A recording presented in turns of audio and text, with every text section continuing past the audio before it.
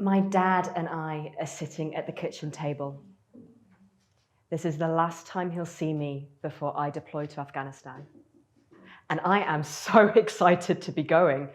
My last deployment was to the headquarters in Qatar, and I am desperate to be in the action, to put all of my training to good use, and to make my dad proud. He's a retired one-star general, and he's giving me some parting advice. If in doubt, make a decision and do something. I'm 26. I'm the intelligence officer for a squadron of Royal Air Force jets that will be based at Kandahar Airfield, supporting troops on the ground. Over the next 4 months, I work 12 to 18-hour days, 7 days a week. My days are filled reading intelligence reports, preparing to brief the crews before their missions, and debriefing them on their return. And we are regularly under rocket attack by the Taliban. There are days where I find myself writing my intelligence brief, lying on my belly on the floor with my body armor on, waiting for the all clear. And we are all in perpetual doing mode. And it comes at a cost. Turns out that I can be a bitch when I'm in doing mode, especially when I've pushed myself this far past my limits. I've been so short and cold towards my corporal, who's 15 years my senior, that he complains to our boss. And he's right to. I have no energy for compassion, empathy, or feeling. It is all about getting the job done. I was 22 when I joined the Air Force. Over a 9-year career, I briefed hundreds of aircrew before missions over Iraq, Afghanistan, and Syria. I gave intelligence assessments to 3-star generals. I became a leading expert in women, peace and security. I did a lot, following the same message we all hear: work hard, keep busy, don't feel. Even when I was at boarding school, after-school activities were not only mandatory, but needed to distract us from the pain of being separated from our families. Work hard, keep busy, don't feel. I wanted to do 5 A-levels when most people did 3. Work hard, keep busy, don't feel. And my friend Keith used to tease me when we were doing our master's degrees that by the time a 9 a.m. lecture came around, I had already read a book, listened to a podcast, and been for a run. And he wasn't wrong. Work hard, keep busy, don't feel. So I make it through my tour of duty in Afghanistan, and I head to London to do my master's degree full-time. I'm still busy, as my friend Keith will have attested to, but next to Air Force VIX, I feel practically lazy. I mean, sure, I'm in the library by 8 a.m. most days, but I finish at 2, and I even allow myself a midweek day off. I know, radical. I'm working so much harder than most of the other students, but compared to Afghanistan, this is so easy. And I get a taste of what it's like to slow down a little and have time to simply think. I'm surprised at how much I love it. When I come back to the Air Force, they want to send me to support the operation in Libya, and I'm immediately sent on a training course. I'm still in university mode where challenging the professors and debating ideas is encouraged. But my trainer openly criticizes me when I question doctrine. You academic types can sit there and stroke your beards, but the rest of us, we're going to get on and do something. Oh yes, I remember. It's all about the doing. When asked how you are, how often do you reply, busy? Busy has become a status symbol of how important and worthwhile our lives are. We conflate activity with achievement, especially us perfectionists, overachievers, and control freaks. Busyness isn't just socially acceptable, it's a way for us to feel safe and in control. It's such an effective way to keep us from feeling all those messy, uncomfortable feelings that come with being human. I lived in 5 houses by the time I was 6, had been to 4 schools by the age of 7, and I was 8 years old when I went to boarding school. But I come from a typically practical Air Force family. Feelings? Pff, what feelings? You just get on with it. And so perfectionism and being busy became my coping strategies. And it's not really about the drive to be perfect, meticulously dotting every I or crossing every T. Perfectionism is the need to cover up that I am not enough, that I'm not even good enough to be a perfectionist, that I should be a bit more or a bit less, just better than I am. Enoughness is tantalizingly over the next hill, after the next course, beyond the next achievement. Stillness means there's nothing to distract me from my not enoughness. Busyness, chasing the next task on the to-do list, means I don't have to face myself.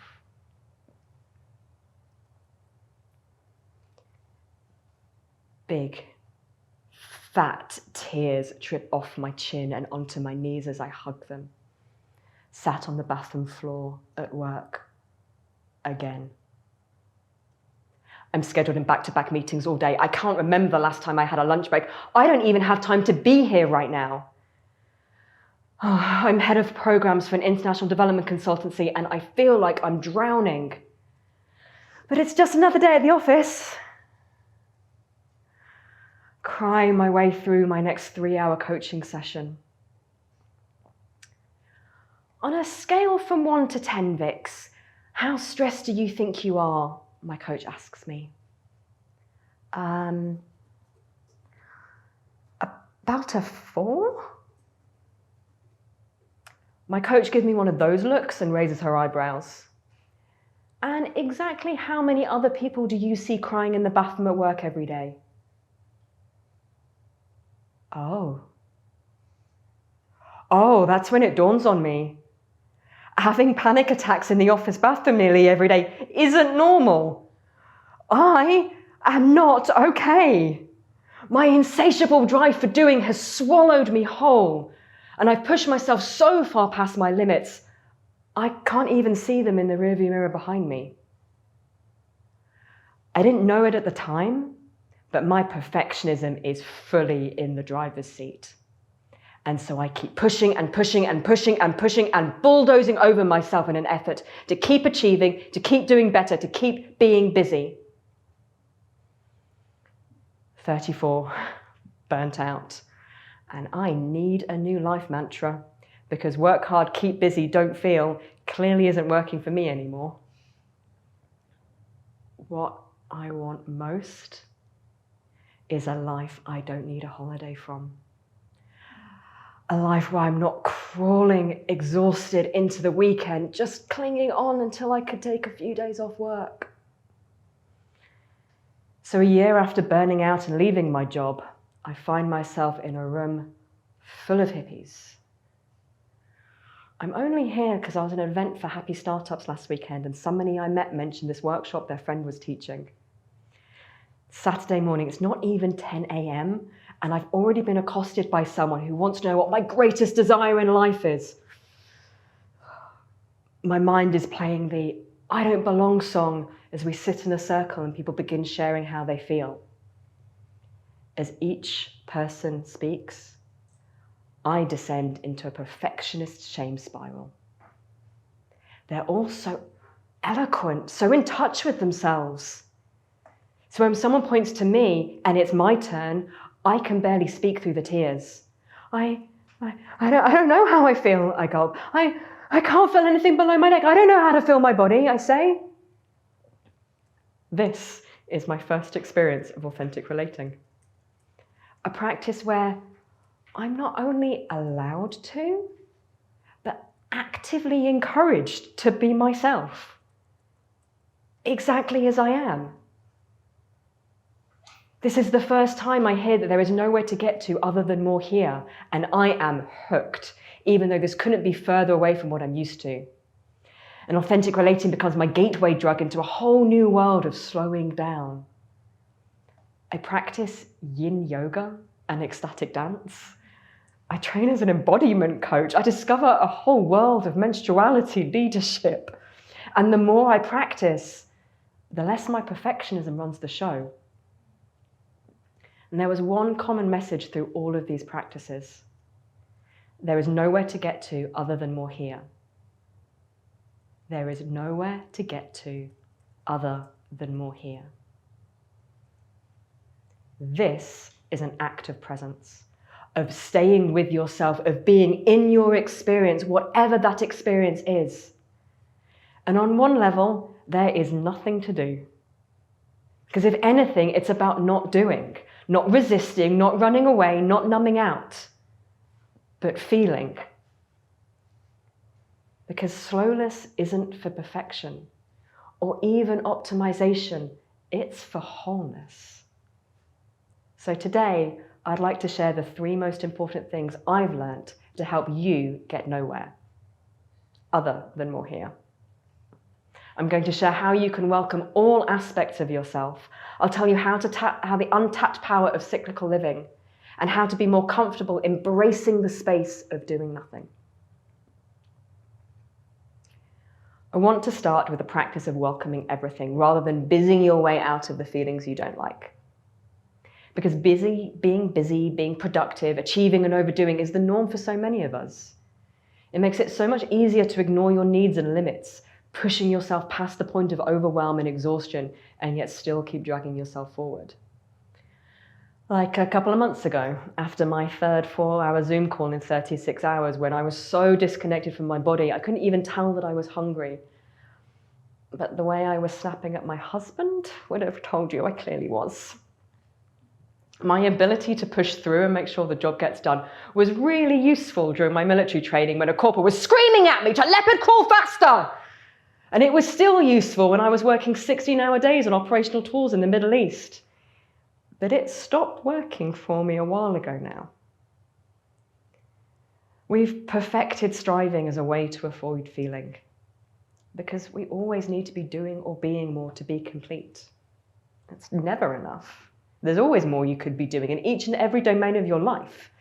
Not only in work, but how you show up for other people, how much you exercise, your activism, whatever it is, do more.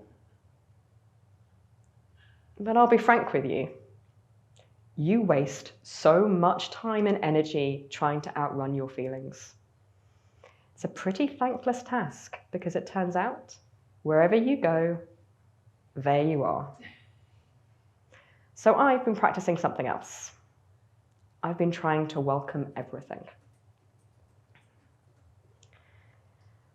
It's 2022, and I am on yet another personal development course. We're supposed to be connecting to our calling. Everyone else is sharing this deep, heartfelt sense of purpose. But all I've got is nothing and no's. I don't know what my calling is. All I seem to be getting is all the things I'm against. I'm 39 years old. Why do I not know what I'm doing with my life? The VIX spiral of despair, my perfectionist shame spiral that kicks in when I think I'm getting it wrong, starts in earnest. And a previous version of me would have fallen headfirst into the despair and the self-flagellation. I would have spiraled out quite possibly for hours, beating myself up for not getting it right, not being like everyone else, for not being enough. I wouldn't have been able to focus on anything else, and I definitely wouldn't have completed the exercise. But I've been practicing a different way of being, so I have a choice right now, and I don't succumb to the spiral. I keep noticing the sensations in my body. I hear the judgments and the stories in my mind, and I feel the anxiety, the longing, and something that might even be excitement. And I stay with myself. This isn't a problem to be solved. This is the experience that I'm having, and it's okay, I tell myself. I decide I don't want to make myself wrong today. And so rather than running away from the course and myself, I stay and I share my experience with the group. It turns out I'm not the only one. Even better, my teacher offers that feeling a whole bunch of no's is a perfectly valid way of getting more clear on my calling. But what I learned on a whole new level today is that there isn't a right way to feel. That the wisdom is in feeling what I'm feeling and getting curious about what that means. One thing I notice perfectionists have in common is that we immediately want to get into action to fix the problem. And that makes complete sense. And it's reinforcing the underlying belief that this is a problem that needs to be fixed, that we are a problem that needs to be solved. You are not broken. You don't need to be fixed. Try this with me. Make a fist with one hand. Go on, commit. Make it a really good fist. And now take your other hand and try to prise your fist apart. Yeah, what happens? Now take the same fist, and it's doing such a good job of being a fist, and place it in the open palm of your other hand. And notice what happens. This is tense and tiring, fighting and resisting yourself. This is the practice of welcoming everything. Welcome everything is about orienting towards reality as it is without immediately trying to change it. And we stop resisting the flow of life within us and get to be present with what is. So when we allow ourselves to receive all of the sensory and emotional information in our bodies, we create the space to make conscious choices about what we do next. Rather than reacting, we can choose our response. It's not indifference, it's not condoning, it's not even accepting. It's the power of simply turning towards what is with awareness and curiosity. And what this does is open up more possibilities of succeeding because you aren't fighting yourself along the way. We get to say yes to ourselves. We get to give ourselves permission to feel everything our body is telling us.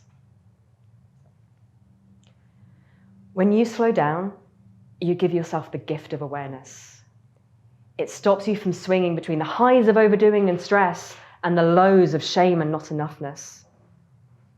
Suddenly, you can recognize your needs and respect your limits and see that they change in accordance with your rhythms and cycles. Slowing down and welcoming everything is honestly less scary than you think. Try it, and I think you'll find life becomes richer and deeper, that it can be full rather than busy. But slow doesn't just happen. Maybe that's why it's such a struggle for so many of us, especially the recovering perfectionists, the overachievers, and the constant doers. We seem to expect that we can go from 100 miles an hour to stillness, just like that, without giving ourselves whiplash.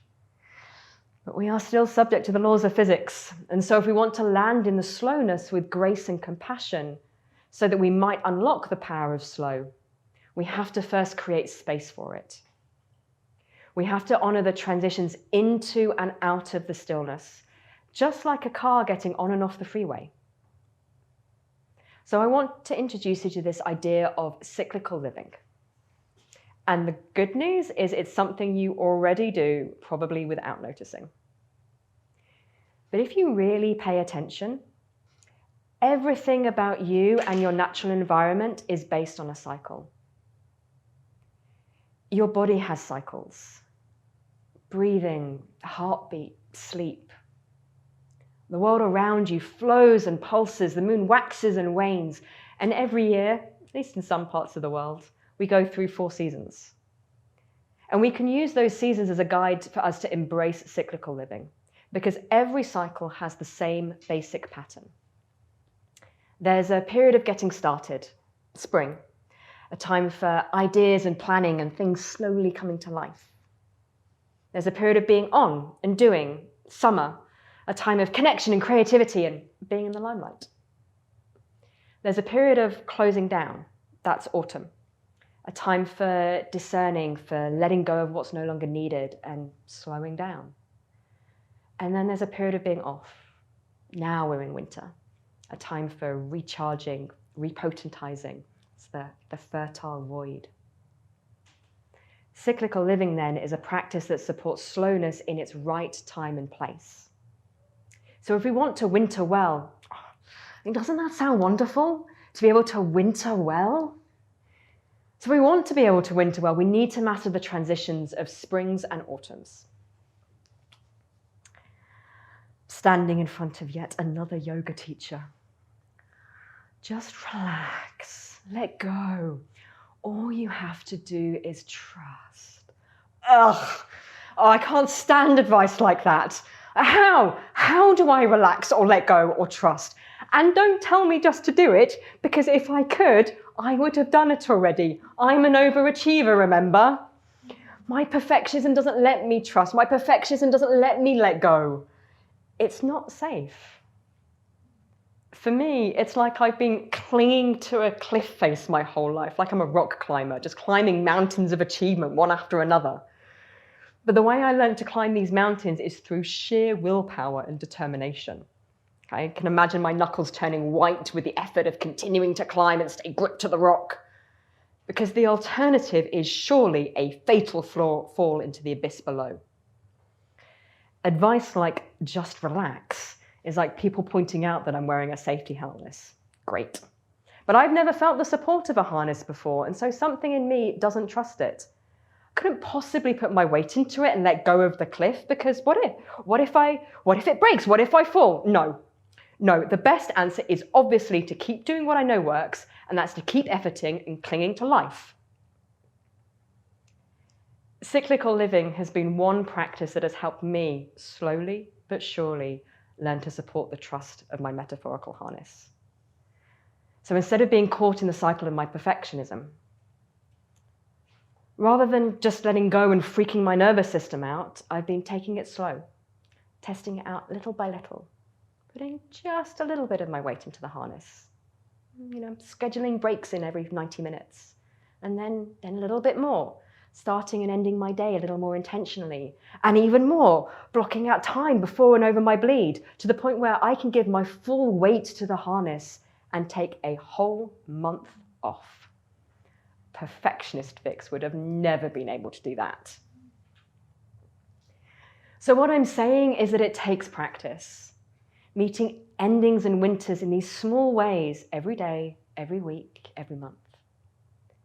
Practicing holding the tension between the part of me that doesn't trust I'll ever get going again if I stop, and the parts of me that are longing for a break. To winter well, you have to ease into it. Slow down before you hit the sudden stop at the end of a cycle. Create space for your inner critic to do its job and to help you discern what is and isn't working. Let things go to compost through the winter so those new ideas of spring might be repotentized. And then you also need to pace yourself coming out the other side. I have this voice that starts to say I should get back to work, that I'm just being lazy and indulgent now. But there is no rush. There's nothing I have to do to make the cycles turn.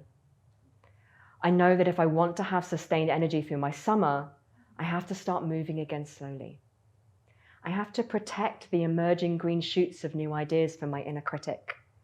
I don't have to hit the accelerator as soon as my brain decides it's time. Instead, I can trust that my creativity and energy will show up exactly when they're ready to. It is not an easy dance, but it does get more graceful with practice. Take a moment right now to think about where you are in the different cycles of your life. How could you more gracefully glide into a winter phase? What could you do to help yourself transition into and out of stillness? You are a living, breathing human being, and human beings aren't machines. We don't operate at high speeds continuously for long periods. You have natural rhythms that are constantly influencing your energy. And something in you already has a deep understanding of these rhythms. Cyclical living, then, is a practice of listening and remembering. It can be a saving grace during those times you feel like you're losing yourself. It helps you understand yourself more fully so you can make authentic choices aligned with your intentions. It's like having a map to help guide yourself home to you. And it might be the thing we long for most, but one of the most challenging aspects of cyclical living is winter. When something comes to an end, it creates a void. and we do not like a void. But the void is where things get composted, refertilized, reborn. It's the space in between, the great unknown, and a place of new potential and possibility. Imagine standing at a doorway to a dark cave on a sunny day. Peering into the darkness, it looks cold and empty, and who knows what monsters might be lurking in the shadows. But step into the cave and allow your eyes to adjust. There can be a whole host of jewels waiting for you here. Taking a sip of tea, I sit at my desk and open my laptop. And I see an email from the recruiter, and my heart sinks. After careful consideration, we're delighted to offer you the role of Diversity and Inclusion Advisor. Oh, there's a heavy feeling in my pit of my stomach. I feel nauseous. Am I really thinking about giving up my coaching business and my life in Bali to go back to London and work for a big corporate? Oh, I didn't really want this job. I didn't mean for it to get this far. A few weeks ago, the void hit hard. A course I was teaching ended. A course I was taking ended. All of my clients seemed to want to pause for the summer. And I took myself on a solo retreat and read a book that prompted all sorts of existential questions. Where do I belong? What is my life's purpose? Am I ever going to get a client again? I panicked, scrambled for anything that felt like certainty and control. So when this job appeared in my inbox, I immediately got into action mode, rather than sitting with the discomfort of not knowing. And now I have to deal with the discomfort of undoing something that was never aligned with my values and ambitions in the first place. All because I am scared of the void. I am so well practiced at avoiding that cave that I found myself climbing yet another mountain I didn't want to get to the top of, all in the name of my quest to feel safe and enough. As I sit drinking my tea, trying to figure out how to politely turn the job down, I remember what I'm learning on my menstruality leadership course. Stepping into the void is vulnerable, and it is okay that it feels scary. It's nothing I have to do, know where I have to get to. All I have to do is be present to what my heart and my body have to say. It's a lesson I have to keep remembering, and one I had clearly forgotten once again when all of the endings threw me headfirst into the void.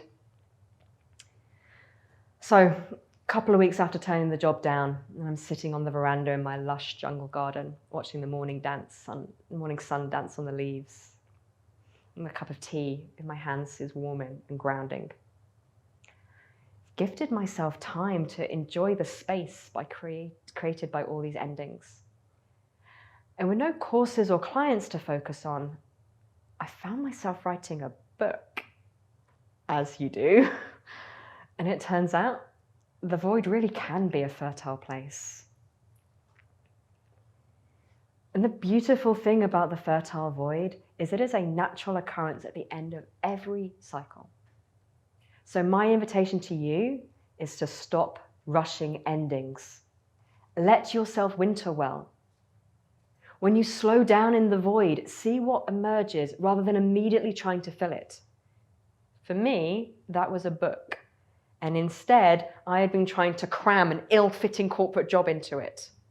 So stop skipping the pause between cycles and instead create space for yourself. That could be as simple as taking a few moments at the end of your day to be still and quiet. Maybe like me, you can block off some time when you bleed or when the moon is new. Or you could also honor the end of a creative cycle by giving yourself a break between one project and the next. And practice. Because it is a practice. You don't have to get this right. This is not another stick to beat yourself with.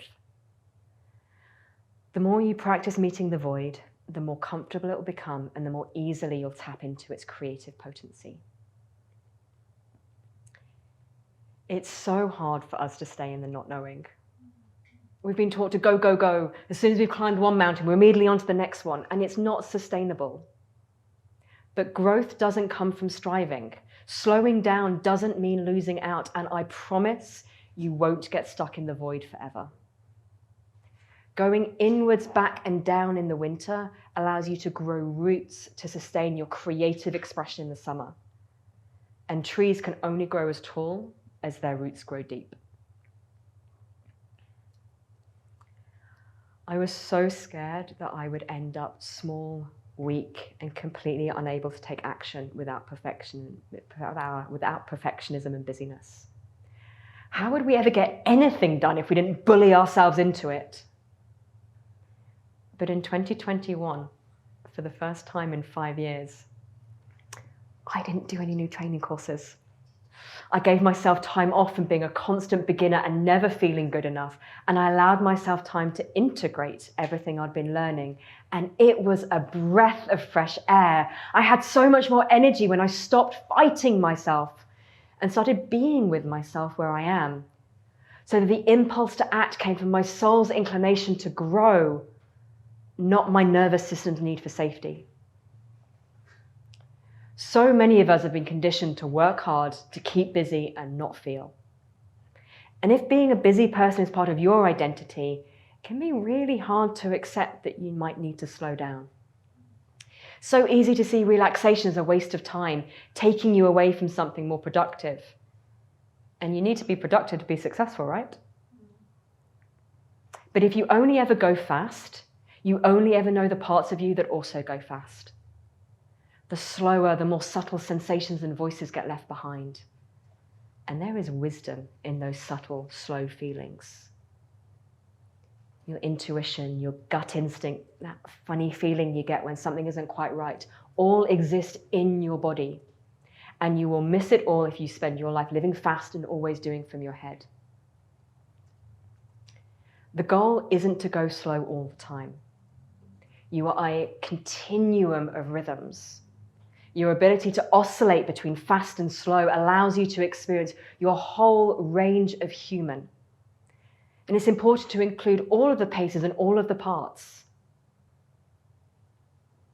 But there is aliveness and nourishment in the slowness. It will help you see more clearly. If you're thrashing around being busy, you keep stirring up the silt, muddying the waters. If you want to take big, bold action from a place of wisdom and potency, first, you need to do nothing and go nowhere. My dad's advice to make a decision and do something isn't wrong, especially in a life-threatening situation when the bullets are flying, but it's also missing something. So my unsolicited advice to you is, if in doubt, pause and do nothing before you make a decision and do something. Receive a breath. Welcome your whole experience because it has something to say. Honor your rhythms and your cycles. Embrace the power of the void because there's nowhere to get to other than more here.